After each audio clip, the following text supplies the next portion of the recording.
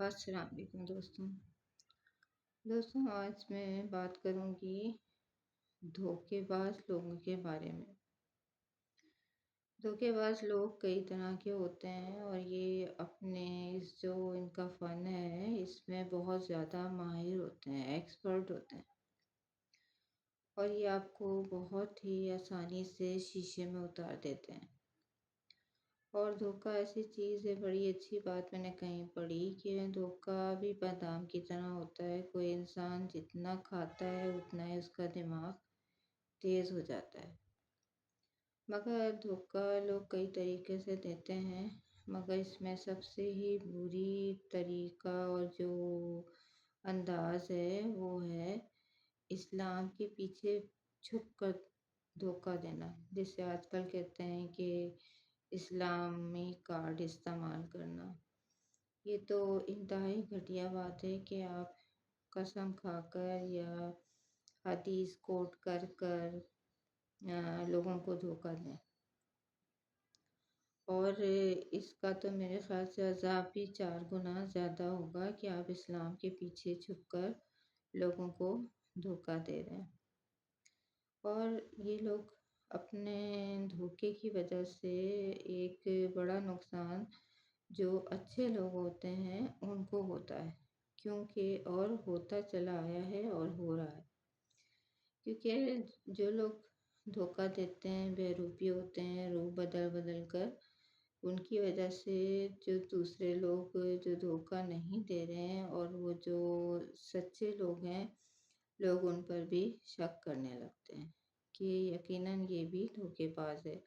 اور جیسے ہم کہتے ہیں کہ انگلیاں ایک ہاتھ میں تو لگی ہوئی ہیں لیکن 5 انگلیاں برابر نہیں ہوتی ہیں، مگر یہ جو دھوکے باز لوگ ہیں ان کی وجہ سے جو اچھے لوگ ہیں لوگ ان کو بھی شک کی نگاہ سے دیکھتے ہیں۔ اور ایسی بات نہیں ہوتی کہ سبھی دھوکے باز ہیں، لیکن یہ ہے کہ کیونکہ دھوکہ اتنا زیادہ عام ہو گیا ہے کہ اب اچھے لوگ بھی دھوکے باز لگنے لگے ہیں۔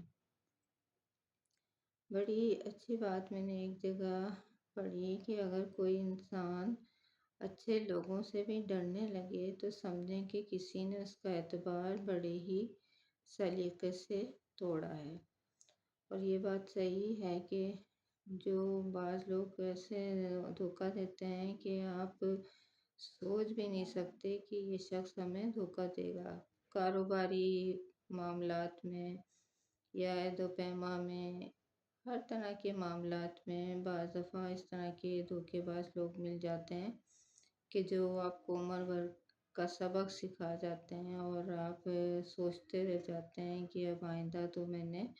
کسی پر اعتبار کرنا ہی نہیں ہے۔ تو یہ جو دھوکہ دینے کا جو ایک فن ہے اور جو لوگوں نے پیشہ بنا لیا ہے، جھوٹ بول کر جعلی چیزیں بیچنا یا اسلامی کارڈ استعمال کرنا اور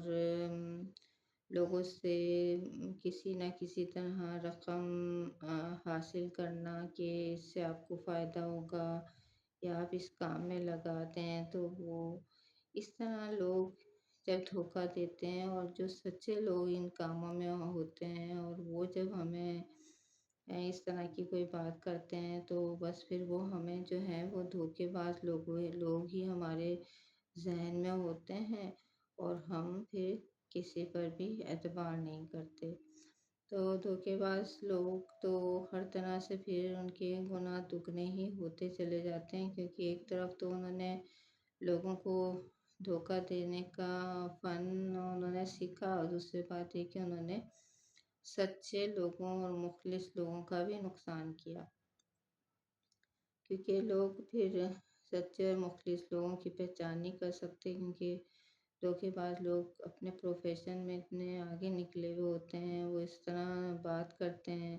اس طرح ڈیلنگ کرتے ہیں کہ وہ پھر یہ ہوتا ہے کہ اب انسان کس کا اعتبار کرے۔ وہ تو قسمیں کھا رہا تھا، وہ تو حدیث کوٹ کر رہا تھا، تو یہ جو دھوکے باز لوگ ہیں ان کو اتنا نہیں معلوم کہ وہ دنیا میں تو بچ جائیں گے، مگر جو حساب کتاب کا دن ہوگا، روز محشر، اس میں وہ نہیں بچ پائیں گے۔ اور دنیا میں کہیں نہ کہیں ان کو ضرور اپنے اس فن کی، اور یہ جو لوگوں کو دھوکہ دیتے ہیں، لوگوں کو شیشے میں اتارتے ہیں، اس کی سزا کسی نہ کسی طرح کسی صورت میں ضرور ملے گی۔ اس لیے اپنے اعمال پر ذرا نظر ثانی کریں، اور یہ جو اسلامی کارڈ استعمال کرنا، حدیثیں کوٹ کرنا اور لوگوں کو دھوکہ دینا ہے، تو آپ کو یہ یاد رکھنا چاہیے کہ اس دنیا کی چند زندگی کا فائدہ آپ اٹھا رہے ہیں، مطلب آپ اپنی آخرت کو دنیاوی فائدے کے لیے بیچ رہے ہیں، کیونکہ آپ کی آخرت تو پھر برباد ہو گئی نا۔ تو آپ نے آخرت کے مقابلے میں دنیا خرید لی۔